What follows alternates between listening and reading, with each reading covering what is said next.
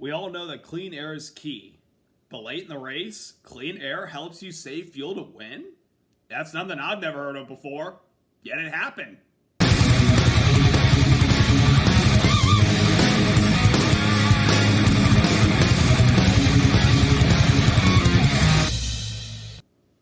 Hey there, race fans. It's Race Day Top 5 with me, Frank 5.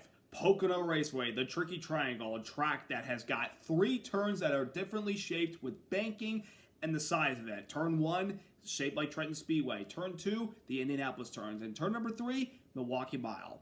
What turn 4, by the way? But aside from that, the tricky triangle provides some interesting challenges for the drivers and the crew chiefs at this race. It's a track that involves strategy, track position, and speed. And if you have all those combined, you will walk out victorious on top if you get all that correct. And yesterday, one driver who joined a brand new team this year got the job done and locks himself into the playoffs. Let's get into all that happened at the Tricky Triangle in Long Pond. Number 1, Briscoe saves enough fuel to get home first. Chase Briscoe picks up his first win of the 2025 season and his first win with Joe Gibbs Racing by winning yesterday's The Great American Getaway 400 at Pocono Raceway, beating out his teammate Denny Hamlin, Ryan Blaney, Chris Buescher, and Chase Elliott for the victory. It's about time Chase Briscoe got to victory lane with his brand new team. A little over a year ago, almost actually a couple days away from it being a year ago, Chase Briscoe announced that he would be joining Joe Gibbs Racing for 2025 after it was previously announced that Martin Truex Jr. would be retiring from full-time racing in the Cup Series after the 2024 season. However, a couple days before the announcement, Christopher Bell, one of the Joe Gibbs drivers, spilled the beans by mistake, indicating that Chase Briscoe was on his way to Joe Gibbs Racing. Of course, 3 days later after that, it was eventually confirmed. And yesterday, it was June 22nd. That was the date that Christopher Bell spilled the beans. So 1 year removed from the spoiler alert, Briscoe is able to bring home his first career win with Joe Gibbs Racing. Coincidence? Possibly. But it was long deserved, and we've been waiting for this for quite a while. Chase Briscoe joined Joe Gibbs Racing this year, kicked off the season by winning the Daytona 500 pole for Joe Gibbs Racing and being the first Toyota to ever win the pole for the Great American Race and finished in the top 5. They did have a penalty after that, but eventually got back all their points when it was confirmed that they didn't violate the rules after all. Then they got in a little bit of a stretch where they weren't really performing well, and he was still getting used to the Toyotas, and him and James Small were trying to build some chemistry. Then at Homestead, they were finally able to break through with a top 5 finish and start to get some momentum on their side. And the last couple of races of the season, they've actually had some pretty fast race cars. They had 3 poles in a row, the Coke 600, the National race, and Michigan in general. And they had some good results in most of those races. The Michigan race didn't really work in their favor because they did get involved in an incident and never really recovered from it. Had a nice top 10 finish last week at Mexico City. And yesterday, he and the 19 team were able to pull through and get the job done. They qualified inside the top 15, I believe. They had a really good car for most of the race. They had good speed, were able to keep up early on in the race. Then they dug down pit road early in the middle of stage number 2.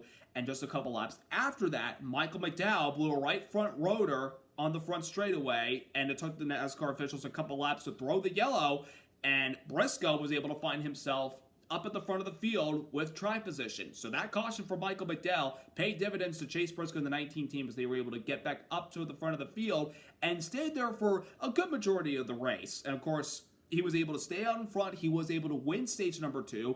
And in the final stage, he was in control for most of the race, even though he was on a little bit of a strategy compared to some of the other guys that we thought would be the ones duking it out for the win, like Hamlin, Buescher, Elliott, and even Blaney. Those guys were pretty much on the same fuel strategy. Briscoe was just a couple laps earlier than those guys. So when Briscoe was able to make his pit stop, his final pit stop of the race in the final stage, he came down from pit road, he came down for his tires and his fuel, and James Small said, wait on the call to go after we complete your pit stop.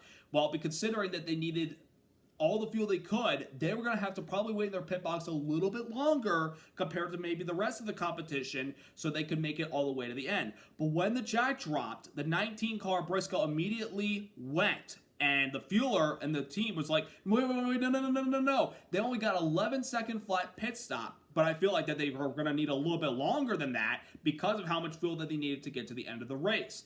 And it looked like it was going to be a moment that possibly cost them not only the win, but perhaps a solid finish if they couldn't get the job done. But fortunately, luck and the racing guides played into Briscoe and 19 team's hand when Shane Van Gisbergen spun around off of turn number 1 that brought out the caution and had to bring the rest of the guys that had not yet made their pit stops onto pit road and put Briscoe right back up at the front of the field. He got himself a good restart, and at the end of the race, it was pretty much a matter of whether or not could he make it to the end of the race on fuel. And the other thing is, if he did, can he hold off his teammate, the best driver perhaps in Pocono history, who has won more times there than anybody else. It was a matter of trying to hold your track position and managing the fuel level, trying to shift early before shifting going into the corners, and that's what Briscoe was doing. He was guided by his, crew chief and James Small, his race engineer, and the spotter, letting him know where Denny Hamlin's coming. And even though there were times that Hamlin was able to get up to Briscoe's rear bumper and try to get a run on him to make an advance to pass him for the lead, it didn't work out. Briscoe was able to hold his track position up at the front of the pack in that clean air, and while saving fuel of all things. I mean, when you're out front most of the times in races, like a super speedway drafting track, or even a track like this, you're burning more fuel low than the guy that's literally right behind you trying to catch up and pass you. Granted, it was tough to pass there at the very end of the race, but Briscoe being able to stay out front, saving all that fuel, and being able to hold that clean air while doing all that, I'm blown away by that. I really am. But kudos to Chase Briscoe and the 19 team. They are officially in the playoffs this year. They'll be seated now number 8 out of the 11 drivers that have won, considering where they are in points and how many bonus points they have so far this season. It's just really good to see Briscoe. We all knew that when Joe Gibbs Racing called this guy to be the number 19, drive the 19 car, I'm like, they picked a good guy and he's going to make the most of it. It's just a matter of when they put that chemistry and they get all the results and get the luck on their side, they are going to be really, really competitive. And again, they've had some good speed this year. It's just a matter of some of those races being able to seal the deal with some good results or maybe have a chance to win. Yesterday, they got the job done, and they are officially in the playoffs. And I do want to tip my hat to that 19 team. Considering that they didn't get as much fuel into the cars they possibly needed, being able to save all that fuel under that last caution and being up front in clean air, mighty impressive. Mighty impressive. And I doubt this is the last time we see Chase Briscoe in victory lane this year. And this is also the first win for the 19 team since 2023 at Loudon, New Hampshire. And that was, of course, Martin Truex Jr.'s final win as a Cup Series driver. Well, his final win in the Cup Series, I should say. But now Chase Briscoe, he's added his name to the list of Gibbs drivers that have won at Pocono, and he's going to the playoffs. 3 out of the 5 years that he's been full-time Cup driver has been in the postseason. Pretty good record for him right now. So congrats once again to Chase Briscoe and the 19 team. Great win yesterday at Pocono. Number 2, Hamlin strong, but can't close it out. Denny Hamlin had, by far, the car to beat yesterday. He had a great car at the beginning of the race, starting on the pole, and this is coming off of not racing at all last weekend at Mexico City, but for a very good reason, as he and his fiancee Jordan, of course, welcomed their 3rd child into the world the weekend leading up into Mexico. And again, congratulations to Hamlin, Jordan, and their 2 daughters. They now welcome their little baby brother. And I know that Denny's going to be he's done a really good job taking care of those little girls, and he'll do a great job taking care of his new baby son. But yesterday, Hamlin had a really good car. He was able to win stage number 1, leading all those laps despite challenges from behind by Chris Buescher. But when we eventually shook up the field a little bit, Hamlin would stay in the top 5, top 10 for a lot of that race, but I don't think he ever got back out front leading laps like we thought he would, considering how good the car was at the beginning of the race and how good Denny Hamlin is at Pocono, period. There would be times where he would get shuffled back behind a couple guys who are on the same strategy as him, like an Elliott or a Buescher or William Byron at times. Then he would get back up in front of those guys, but there would be other guys in front of him on different strategies, and he wasn't able to close up because of the dirty air. But Hamlin did everything he possibly could at the closing laps of yesterday's race to keep the pressure on his teammate Briscoe, hoping to push him harder that he would have to burn more fuel and maybe run out of gas. But that wasn't the case. And the times that Hamlin was trying to catch the 19 car, going into turn 1 in particular, the dirty air would become a massive implication that prevented Denny Hamlin from having any chance of sipping by his teammate for the lead and possibly the win. I guarantee you, if Denny Hamlin had gotten alongside Chase Briscoe, while Briscoe was saving fuel and trying to maintain his position out front. If Hamlin got alongside him, he would have been gone into the sunset. Nobody would have been seeing him for the rest of the race unless if there was a possible yellow. But that was not the case yesterday, and ultimately Denny Hamlin had a great car, and he had the speed to do it, but at the end of the day, the dirty air did not allow him to have that opportunity to get by his teammate and take the win. So it definitely sucks for Denny Hamlin. I know he definitely would have loved to have won his 8th race at Pocono, but I'll have to wait until next year. And now I have to carry on to the next race because that's where the focus is at. Now that he's back after spending a weekend off from being, a daddy once again, he had to get back into the seat. He did not miss a beat from his practice speed and his qualifying run, and the car he certainly had yesterday was capable of winning. It just didn't work in his favor. But at the end of the day, it was still another strong performance at Pocono by Hamlin. Number 3, Keselowski blows it. Brad Keselowski, folks, let me tell you something. Yesterday was a missed opportunity for him to possibly win and get into the playoffs. Brad Keselowski at yesterday's race, starting in the top 15, he was able to climb himself inside the top 10. They had really good speed in that number 6 car, and it was not surprising considering his teammate Buescher ran strong, and of course he was able to finish in the top 5. Keselowski, it felt like at times it looked like it could be his day instead of Chase Briscoe or the other guys that were trying to win to get into the playoffs. Keselowski had a really fast car. When he was able to take the lead at the start of stage number 2, that 6 car was a rocket ship. I mean, they literally brought a fast hot rod. But when that caution came out for, I believe it was the McDowell caution, Brad Keselowski came to pit road, but it was one lap before it was open. He came to pit road when it was closed. His crew chief, Jeremy Bullins, is calling to pit road, and the last second the crew chief realized, oh, no, it's closed. Go back out. It was too late. He'd already crossed the commitment line. He committed to pit road, and that meant it was a penalty, and he had to start in the back of the field, tailing the longest line. Because when you see the pit lights, it's tough to see in the driver cockpit, unless if you possibly have good peripheral vision. But when the caution lights are on at the entrance of pit road, it's closed. You go in there while it's closed, you're going to the back of the field. You have to wait until those lights are green to be able to come onto pit road and not have a penalty at all. So that penalty for coming in a lap earlier put Keselowski in the rear. But on the radio, he said, we've got a fast car. Don't worry, we can recover. They somewhat were able to recover by getting back inside the top 10 for the final stage, and they still had a very good car. But I kind of feel like that penalty from stage 2 kind of put them way behind the competition that he needed to be around to have a chance at the victory. Now, in that final stage, he was also trying to extend the fuel load a little bit longer, thinking we can extend a few laps and then we can come in and make our stop, and we can maybe make some gains on guys in case there was a possible caution. Well, unfortunately, the caution happened before he was supposed to make his pit stop that he could possibly go further. It was the SVG spin off of turn 1, and Keselowski at that point on the radio was not happy, saying, just our luck. Why does it have to be us?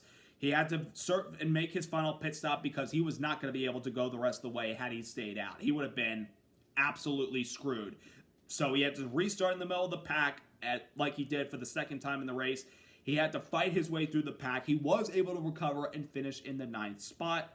But at the end of the day, it was a possible missed opportunity for Brad Keselowski, a guy who has had a horrible 2025 season with nothing but good luck to go his way. Though 3 of the last 5 weeks, he's finished inside the top 10. He had the top 5 of the Coke 600. He had a top 10 in his home track in Michigan, and he had top 10 yesterday. And let's not forget about the Kansas race. He may have racked out by blowing a right front tire to the wall, but they were coming for the win at the end of that race. They had a really fast race car. They've had speed in their cars, they just haven't had the luck, and they've had their problems with qualifying. Maybe it looks like they've gotten the qualifying thing a little bit orchestrated. They seem to be qualifying higher than they were earlier in the year, but he's running out of races, and yesterday could have been an opportunity, and if he doesn't make the playoffs this year, he's going to look back on that race, but it could be corrected by any of these upcoming races. He could fix that, and he could turn his luck around. But at the end of the day, Brad Keselowski had a possible car to win, but he shot himself in the foot. Number 4, horrible day to be 2311 racing. Folks, if you're a 2311 fan, avert your eyes. 2311 Racing had a terrible day at the Tricky Triangle yesterday. Now, there was some speed in some of their cars from practice, like Tyler Reddick and Bubba Wallace, but the bad luck kind of kicked off on Saturday for Bubba Wallace when he was not even able to get the car on the track to qualify because the starter, wouldn't crank and he wasn't able to fire up the car and go make his run, so he had to start in the back of the field. Then the luck carried on into Sunday where Riley Herbst, who has had a really difficult rookie season, he hit the wall in turn number 1. It looked like the right front tire went down, but it looks like also it was a brake rotor that caused that tire to go down and knocked him out of the race, finishing in dead last. And then Bubba Wallace, who was still trying to find some track position, I don't think I ever saw him crack the top 15 once yesterday. He hit the wall going to turn number 2, the caution right after Riley Herbst wrecked. And Bubba went right into the outside wall and ultimately took him out of the race and cost him a lot of points because he's above the cutoff line but does not have a win this year. That finish puts Bubba closer to the cutoff line of falling out than entering the race. And it doesn't help with the 19 car winning it all, I'll tell you that. But a tough break for Bubba Wallace, who the last couple of races, he's had some pretty good speed, but maybe didn't have the results for it. And then we got Tyler Reddick, who he's been kind of a little bit of a slump lately too, not really getting the results that we're accustomed to seeing from Tyler Reddick. He was a little bit worried about the brake rotors like his teammates were, so they eventually, a couple laps into the middle of stage number 2, he took his 45 car back to the garage so the team could address the brakes and see if they were going to be okay enough to carry on, if not swap out for another brake rotors. Thankfully, it was okay. He was able to get back out there. I think he only lasts 1 lap or 2 laps in the process while doing that, so that was impressive by 23-11 to not lose that much time back in the garage, check and see if things were fine, and then send him back out there. But he was not able to get his lap back, and he finished, I think, in 31st place. That's not a good result. And it's just a terrible day to be 23-11 racing at Pocono yesterday. Bad luck by all 3 of their drivers. Just absolutely bad. And number 5, the racing action at Pocono. A day that started in a little bit of a 2.5-hour delay because we had morning showers and there was lightning in the area and we had to be in a holding pattern until we could try to get the track dried up to get going. Of course, we've learned our lesson from the tragedy that occurred in August of 2012 where it ended up with many fans injured and 1 person dying.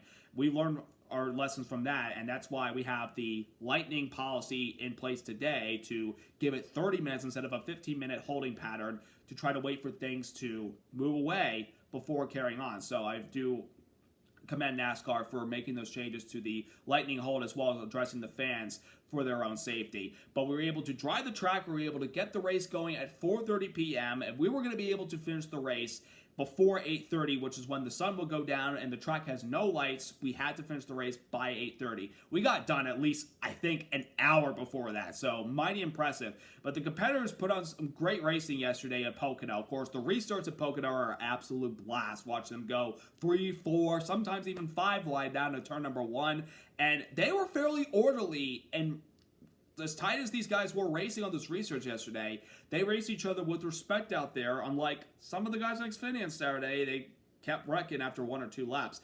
But for at least 3 to 4 to 5 laps on most of those restarts yesterday, these guys raced each other hard, but they raced each other with respect. I mean, there were times where I saw Carson Hocevar and, yes, Ricky Stenhouse Jr. were racing near each other on one of those restarts in stage number 2.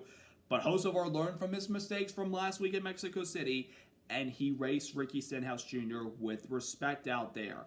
And that's what a lot of the competitors had yesterday. You saw some guys charging from the back to the front. The strategy of guys pitting early versus, not pitting and going for stage points really shuffled up a lot of the leaderboard. And that's par for the course here at Pocono since we introduced stage racing. But it definitely brought a lot of intriguing factors to see who was going to have the track position at the end of the race to contend versus who was going to be going for points and trying to make the most out of their day. Mainly for the guys that don't have wins this year, you're going to be going for points. If you're in position to possibly win at the end of the race, then fantastic. But other than that, entering Pocono, and maybe depending on how you're running and where you qualified, you were going for points the best way possible. But the racing we saw yesterday at Pocono, really good. And for one time going to the track this year, it honestly is good because, we had a sellout crowd, the camping, it was packed as normal at Pocono. It was just a really good racing event. And despite that weather delay at the beginning of the day, to eventually get the whole thing in and see some good racing, it was well worth the wait. So another great job by the competitors who put on another great show for the fans at Pocono. And a special shout out also to NASCAR soon-to-be Hall of Famer Kurt Busch, our 2026 Hall of Fame class and member. It gave the command to start yesterday's race by telling the drivers to start their engines. And honestly, good closure for Kurt Busch at this track, because this was unfortunately the track where he had his Cup Series career come to an end after he crashed the car in qualifying on Saturday, and he ended up having concussion-like symptoms, and that prevented him from ever racing in a Cup car. It definitely is sad that we don't have Kurt Busch in a Cup car anymore, but this team gave the command yesterday, I felt like was very good closure for him at this track. And also a special shout out to NASCAR on Prime Video. Yesterday was their final race of the 2025 season.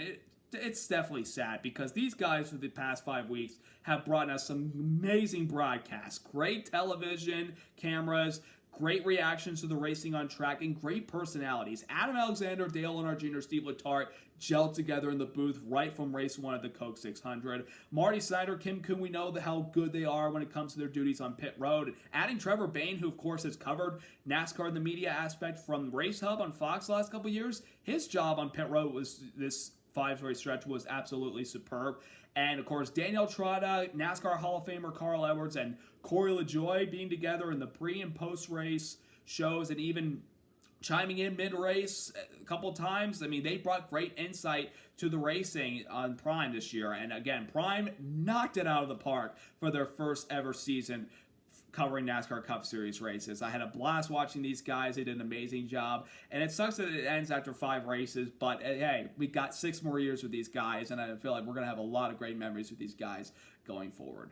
But no need to fear for some of the people that we've seen on Prime, because they will be back this upcoming weekend, some of them, shall we say, on NASCAR's return to TNT. It is back for the first time since 2014, where we waved the checkered flag at Loudon, New Hampshire, and Brad Keselowski won. We felt like that was it for NASCAR on TNT, but after 11 years, they're back together, and we're going to have Adam Alexander, Dale Earnhardt Jr., and Steve Letarte in the booth. Marty Snyder will work pit road, and we're going to take Daniel Trotta from the pre- and post-race show stage to pit road to help out Marty Snyder, and Alan Cavanna, who's done truck races on NASCAR on Fox the last couple years. He's going to be part of the pit road coverage as well. And we're going to have Shannon Spake and our 2 CW color commentators, Jamie McMurray and Parker Klagerman, doing pre- and post-race show.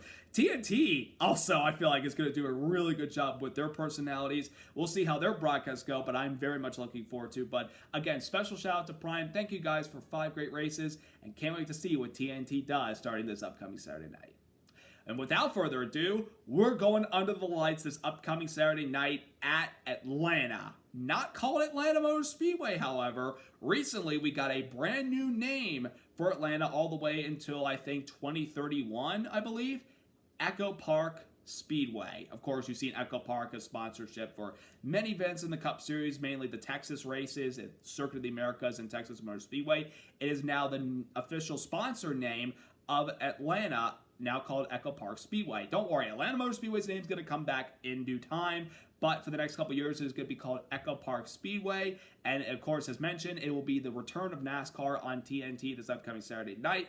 And this Atlanta track, the age is getting to this track, and it's providing a lot of phenomenal racing with slingshots, side-by-side moves, and handling is becoming more and more a factor now that we're getting age onto this track. So what type of racing will we see on this upcoming Saturday night? Well, I think it'll be a banger. It'll be a fun one. You're going to see a lot of guys get desperate because they're running out of races, because after next Saturday night, we're halfway through the entire season, and there's only, after Saturday night, 8 races left before we get ready to start the playoffs. So these guys that need to win, they got to get the job done, and this upcoming Saturday night could be an opportunity. So who could come out on top? Could it be perhaps Chase Elliott, who won here 3 years ago at his home track? Could it be an Alex Bowman, a Tyler Reddick, or could it be Carson Hocevar, who came oh so close to winning this year's spring race but finishing runner-up to Christopher Bell?